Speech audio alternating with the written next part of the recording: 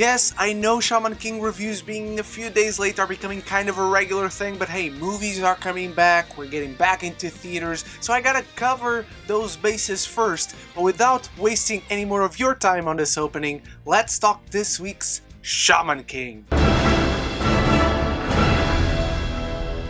Team Funbari Hot Springs continues their ownage of Team Icemen as Faust, Ryu, and even Yo unleash their biggest trump cards. And look, before I start with my episode review, I want to know your thoughts on this episode, because I'm about to say something I've been saying a lot in these tournament episodes, and that is that it's a pretty simple episode. But do you agree? Do you disagree? Let me know all of that in the comments below. Chime in and start the conversation. It's always the most important part. Make sure you do so, not only with me, but with each other. And if you're new to the channel, first of all, thank you so much for clicking on this video and checking this out. Why don't you consider clicking that subscribe button, because it does wonders to help the channel, to get the content out there, and you will always be aware whenever there's more great content. As I quickly mentioned, this is a very simple episode, as most of these Shaman Fights tournament episodes have been. For a while now, the episodes are pretty much just the fights, and this fight, yes, it works a little bit differently than what we saw before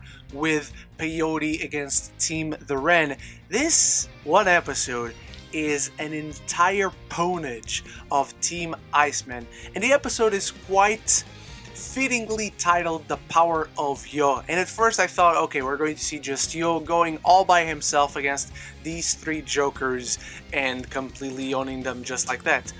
But no, the power of Yo actually is what he gave to Faust, to Ryu, and eventually what he gives to Team Icemen, because we saw last week Faust is unleashing his ultimate weapon, and that is the Mephisto E, where he is taking inspiration from his ancestor Faust, who summoned Mephistopheles. All us Marvel fans have been pleading since WandaVision to see Mephisto, and now Shaman King is finally given to us. Completely different franchises that have now come together. And even Ryu unleashes his Orochi technique he has evolved as a shaman.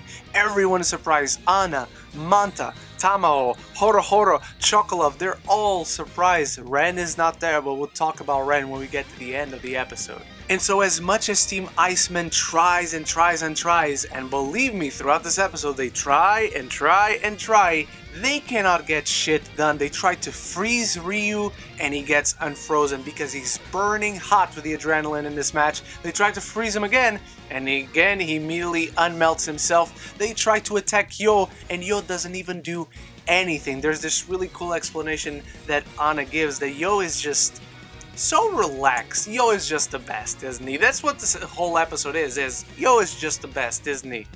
And he is. He is so relaxed that his Furyuku is just flowing through the air, and because the Icemen are so stiff and so nervous and so unnerved because of the relaxation on everyone else, they're very stiff. Do all the penis jokes you want with that. And quickly we come to the realizations that these guys are just going to lose. There was never any doubt of that, but you know what I mean. Yo just unleashes his new technique with the giant sword that they teased last week and did nothing with. Imagine if this was the first time we saw it. That would be fucking cool, man. And he just obliterates them, but he gives them the confidence to keep trying, to unleash their most powerful techniques, to keep trying and better themselves, to the point where by the end of the episode, we see them all partying together. Team Icemen, Team Funbari Hot Springs, hanging out with Chocolove, with Anna, with Manta, with Tamao, with Horo. Even Ponchi and Conchi are throwing themselves at the lady from Team Icemen. That's not where the episode ends, my friend, because Hao tries to recruit Ren, who is all alone. As soon as Yo wins, obviously there's this really cool explosion that Yo basically destroys all three Icemen by himself. And Ren realizes this, he feels the powerful emergence of mana, but not just one, but two, and it's because of the book that Hao wrote. And Hao is there. He tries to recruit Ren with all this sweet talking, but Ren is not buying it. He tries to attack Hao, and Hao just diverts it with his cloak, and as he walks away, the Bason blade basically deteriorates and is made into dust, completely decays away in an instant, and Ren has no idea how this happened. Bason is shocked. Ren is nervous himself. He doesn't know how this happened, but he admits to Bason that he felt fear as Hao showed up, and things are getting very tense.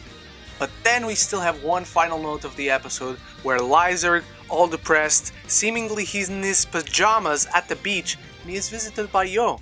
And he says that he never thought Yo would come to him, and that's where it ends. And I think next week we're going to have a very inspiring talk from Yo to Little Bitch Lizard. Yes, I hate Lizard. I'm completely biased in that regard. And so that is it for this episode of Shaman King. Really cool fight, really cool ponage, really good work for Yo as a character. He's just the coolest guy ever, the goodest guy ever. But then we have this really tense moment between Ren and Hao to end things on. And so we're building these little blocks. Yeah, it was a fight. Yes, it was a fight that had a very predictable result.